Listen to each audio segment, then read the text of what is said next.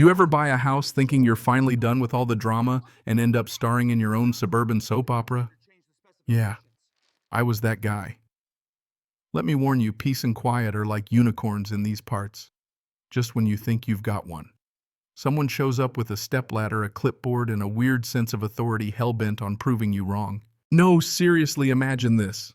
You spend your whole adult life working insane hours, barely hanging on to your sanity in some soul-sucking aerospace job. You save, you dream, you finally sign the dotted line on a little slice of heaven by a lake.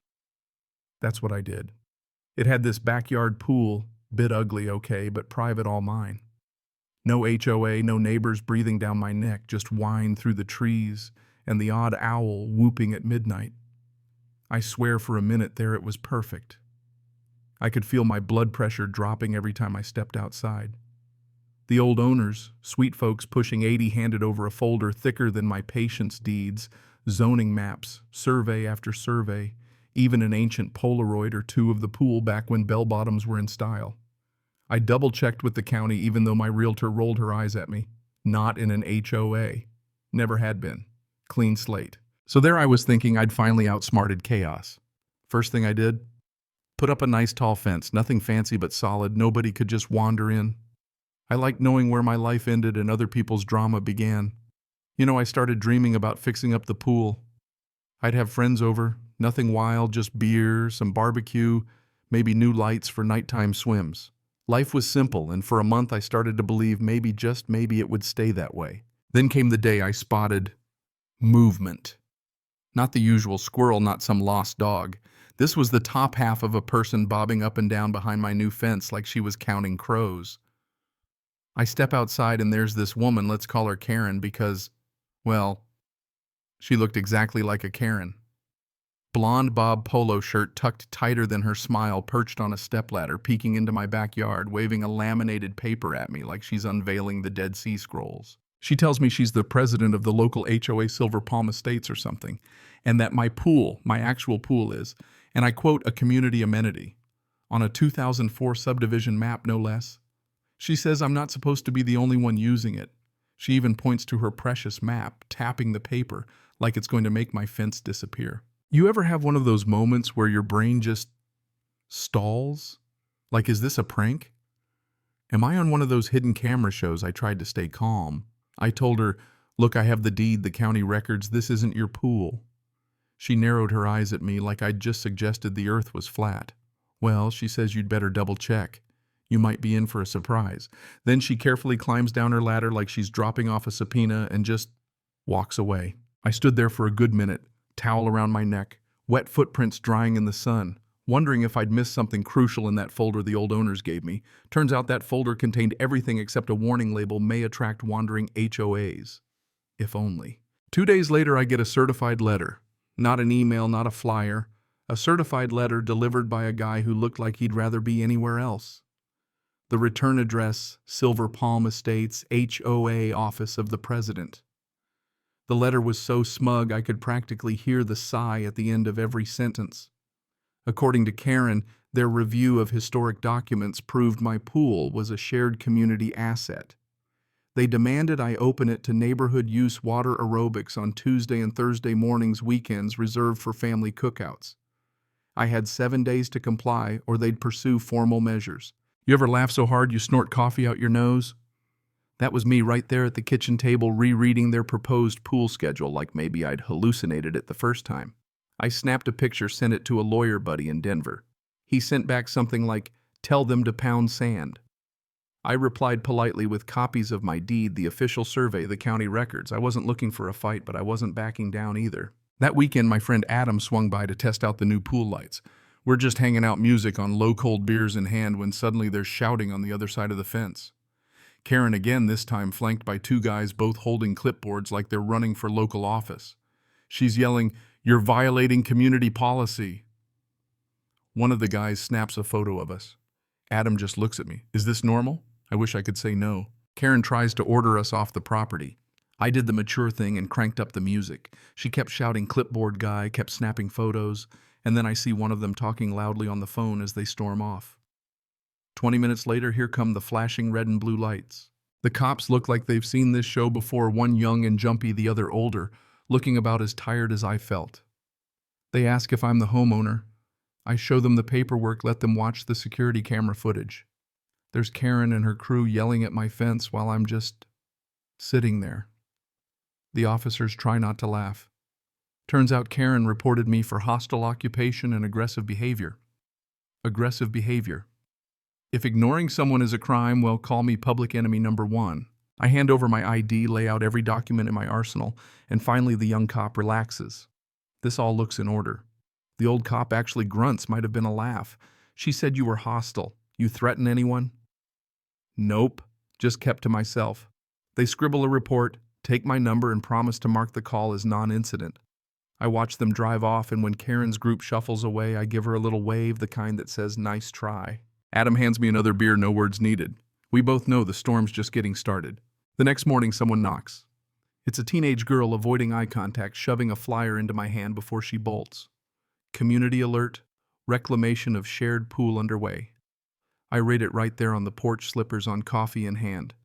There's a blurry photo of me by the pool, shirtless, looking like the world's laziest squatter, and some fake timeline of community use history straight out of Fantasyland. I crumple it, toss it, but the circus doesn't stop. By noon, their HOA Facebook page is blowing up with my photo and hashtags like "Take Back the Water." Karen is commenting on every post, pushing that same doctored map and promising legal action. Stickers appear on my fence: community amenity temporarily closed. HOA guest passes show up in the bushes. That night, someone roots through my trash and takes photos of the crumpled flyer next to my mailbox, like they're gathering evidence for a grand jury. I start documenting everything.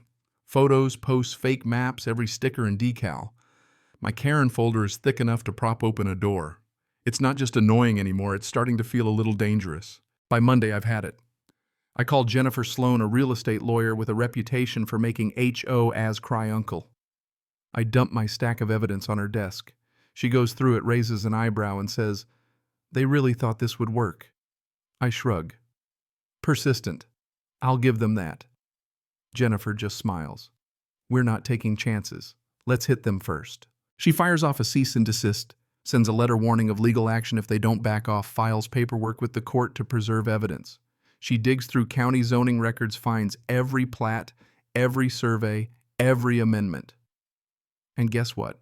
My property has always been private. But here's the twist: the map Karen waves around. It's a doctored copy of the real one with my lot relabeled as a rec facility and some ugly font slapped on 6 months ago by, wait for it, R. Blake, Karen's husband. Former land use consultant, resigned after a city council complaint. That's when the whole scam comes into focus. This wasn't about the pool. It was about Karen and her husband running the same play in other neighborhoods, doctoring records, bullying people, trying to claim what wasn't theirs. Jennifer files a complaint with the city, then sits back with a little grin, waiting for the show to start. And start it does. The HOA sues me. Yeah. Official stamped thick packet delivered to my door. They want not just pool access, but an easement money for loss of usage and my hostile occupation to end. I send it all to Jennifer. Her reply: "Let's bury them." The weeks before the hearing are a fever dream of HOA. Facebook posts, angry flyers, neighbors divided, half buying the story, half looking embarrassed.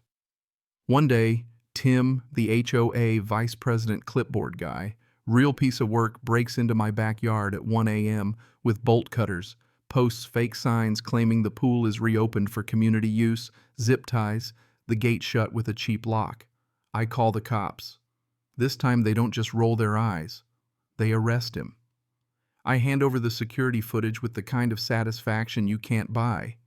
Tim looks shocked, like it never occurred to him that breaking and entering might be, illegal. Next day, the HOA page explodes. Karen tries to blame individuals not acting on behalf of the board, but no one buys it anymore. Residents start messaging me, apologizing, saying they never wanted any part of this, that Karen pressured or even bullied them. Some, like the woman who baked me a pie, just say they were scared to speak up. Herd mentality, easy to fall in line behind someone waving authority like a baton. The hearing is, how do I say this, delicious. Karen shows up in her power suit, lawyer in tow. Jennifer's calm, collected, and honestly a little scary in the best way. Karen's side trots out the fake map, a witness named Walter, who remembers the pool as community property. But Jennifer has receipts, a library recording of Walter years ago saying he'd never set foot on my lot because it was private. The judge isn't impressed. Jennifer lays out everything: the fake map, the doctored metadata, HOA reimbursements for leadership expenses that included bolt cutters and flyers.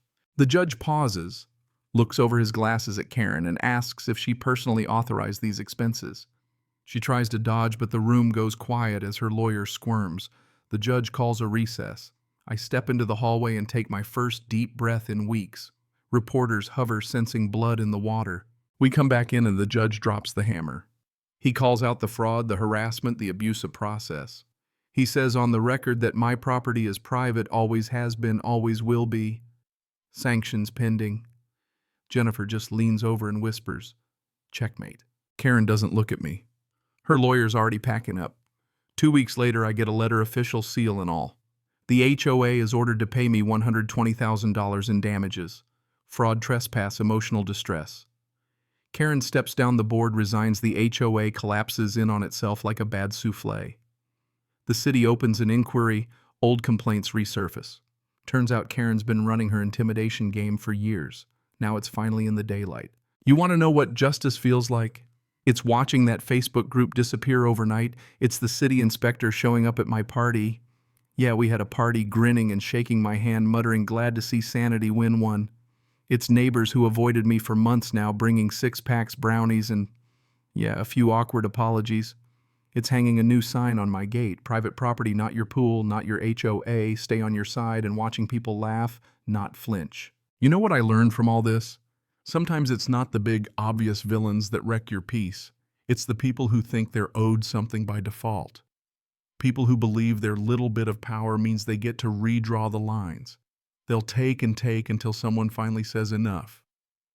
And sometimes enough looks like a good lawyer, a thick folder, and the patience to let the truth do its slow, heavy work. Now the pool is quiet again. The fence is solid. The only thing staring in from the other side is the wind, maybe the odd squirrel. I sit out there sometimes, feet in the water, listening. It's not just the absence of chaos, it's the knowledge that I earned this peace, that the next time someone shows up with a clipboard, I'll be ready. Actually, I kind of hope they do. Got the sign, got the cameras, got the story, and you better believe I've got the number of a lawyer who doesn't take any crap. But let me ask you, where's the line? At what point does someone's community spirit become just another excuse to bulldoze your boundaries? And what would you have done if a whole neighborhood came after your peace of mind? I want to know. Would you have stood your ground or just handed over the keys and hoped it all blew over? Let's hear it. Tell me where you draw the line. Or maybe tell me your own war story, because out here I'm starting to think we've all got one.